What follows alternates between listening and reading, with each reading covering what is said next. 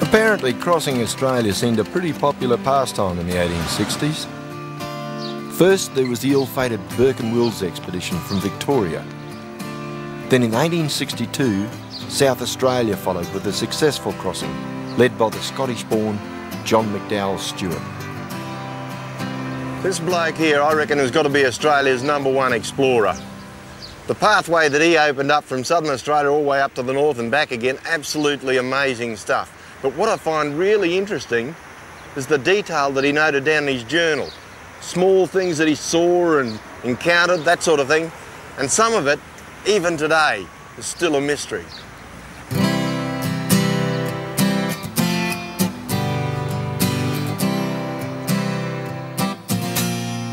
Stewart and his party left Adelaide in October 1861 on their third attempt to reach the north coast. After 10 gruelling months, they finally made it. I'm going to roughly follow his journey, which will take me through Central Australia to Alice Springs and then north to the Roper River, finally ending up on the north coast.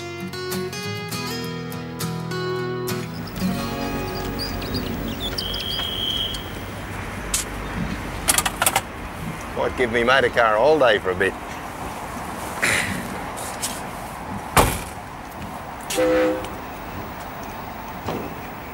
I'm looking forward to the first part of this trip, which won't be too hard to take.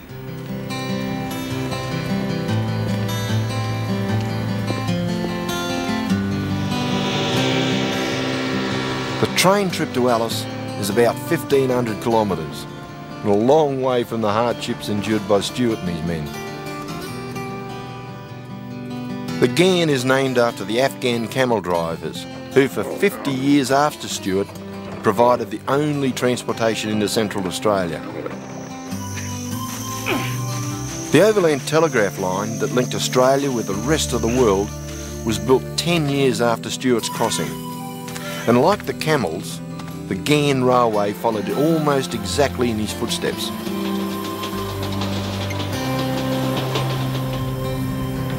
Stewart started off his expedition by doing a whole bunch of mini expeditions, each time going a bit further, etc. A bit like reconnaissance, I guess. And finally, on the real thing, he reached Central Australia where we are now. The irony is, of course, that it took him weeks and weeks and weeks to get here.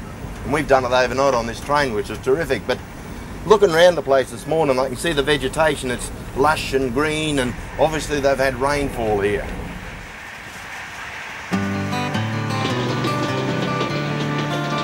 The new Ghan bypasses a place I've always wanted to see, so I'm going to have to backtrack a bit just to the south of Alice.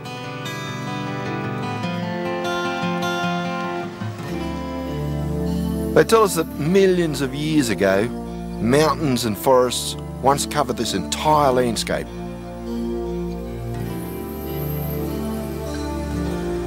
One of the most spectacular rocky outcrops in the area is this one, which towers 100 metres above the plain. It stood out like a beacon, a way of checking navigation for the early explorers and travellers as they moved up from the south. There's a bit of an ironic twist associated with this area, and I'll tell you about it a bit further up the track. The first white fella that we know of that ever saw this monolith was Stewart. And he called it Chambers Pillar, after one of his patrons back in Adelaide that had backed him on the expedition. But I think what's really interesting these days is to have a look at some of the really old signatures and artwork on the rock here. The overland telegraph followed Stewart's path, but when they got to this point, they found they had a serious problem. They got here and they were looking for water and telegraph poles. If you look around this country here, there's not much of either. And so what ended up happening was that they moved the whole line 30 kilometres over that way.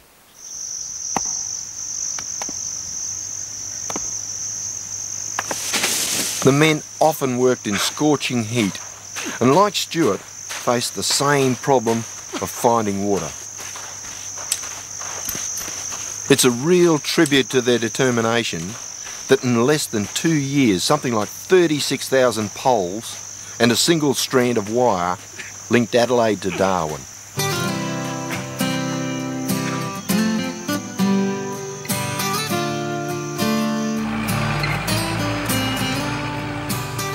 Deserts are usually pretty dry places, but the ground around here has just recently sprung to life, and I think it deserves a closer look.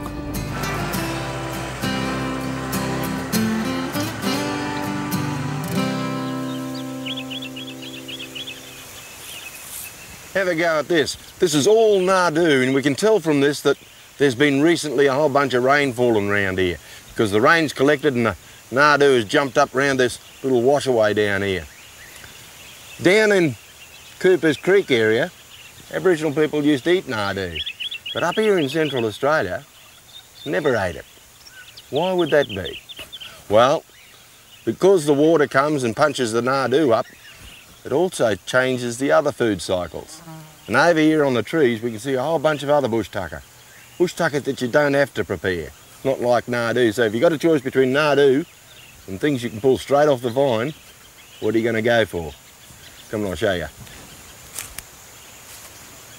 In all my years of travelling around the place, I've never seen this country looking so green.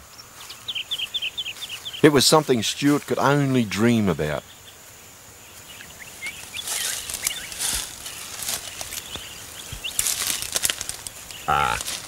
This is exactly what I'm talking about. This is top shelf bush tucker, this one. This is a bush banana. And it typifies the seasonal cycle after rain here in the arid zone, because these things jump out just after rainfall and they spring up all over the place. They send themselves a little message and they say, self, time to reproduce. The ground's wet. And that's what happens. And the cycle repeats itself all over again. Top stuff.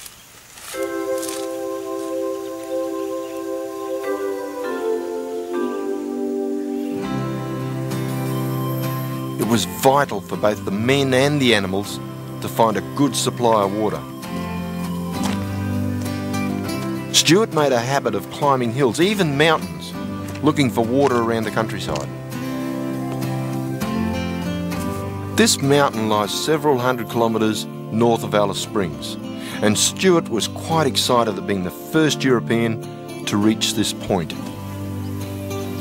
Others had tried and failed, including Stuart's mentor, the explorer, Captain Charles Sturt. The party climbed up here, not looking for water, but instead carrying a flag, and the spot they reached today is rather strangely marked. A pile of rocks and a rusty drum up a pole, which is in fact a survey point. The first thing they did when they got here was build a big cairn of rock, put up a flagpole and raise the flag. Union Jack.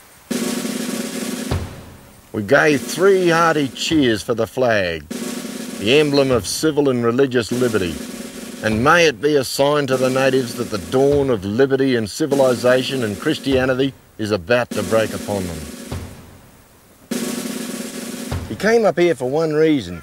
He reckoned this was the centre of the Australian continent, and he called this mountain Central Mount Sturt.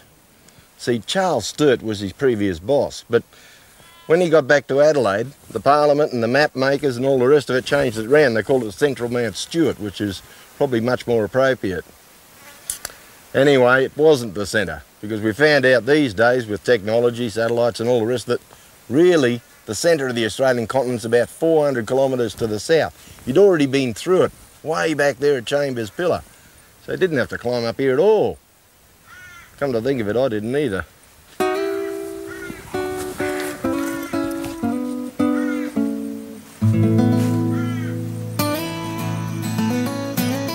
Further north, the Stuart Highway passes through the small town of Barrow Creek. Stuart thought that the water supply here was permanent, but it wasn't. A few years later, this telegraph repeater station was built at Barrow Creek to relay the signal up and down the line. However, within a couple of years, a squabble erupted with the Aboriginals over the local waterhole.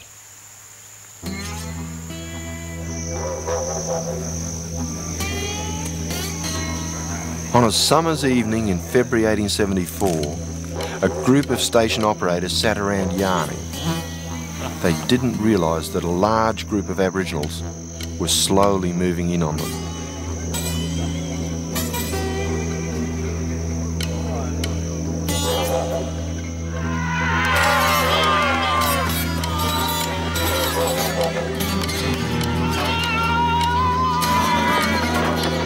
In a well-planned attack, 2 of the operators were killed.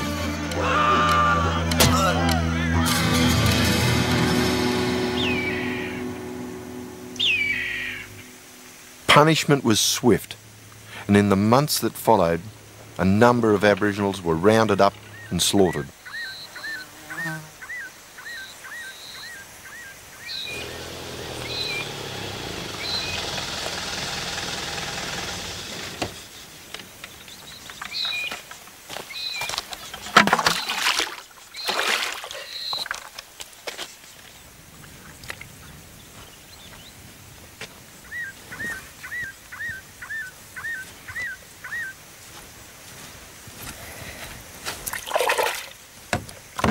That's an Aboriginal spearhead. You can see where it's been worked around the edges here. In fact, around here there's quite a few chippings on the ground. Obviously it was an occupation site at one time.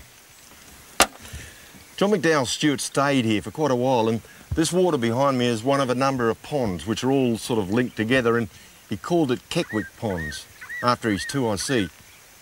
You reckon he was down by one of these waterways one day, and a small group of Aboriginals came up, 3 or 4 of them, including an old man.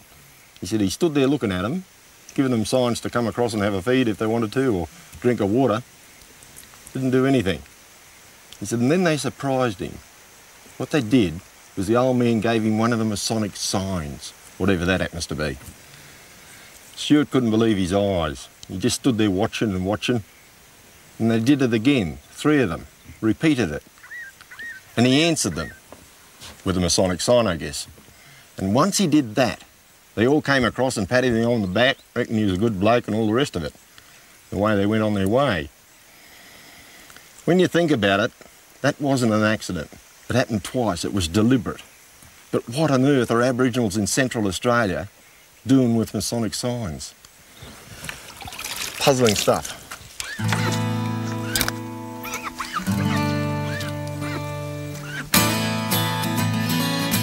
But the areas north of Keckwick Ponds is what I find really fascinating, because here are several unexplained events that were noted by Stuart and his men.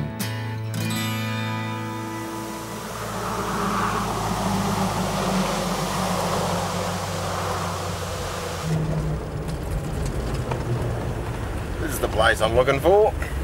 It's down here.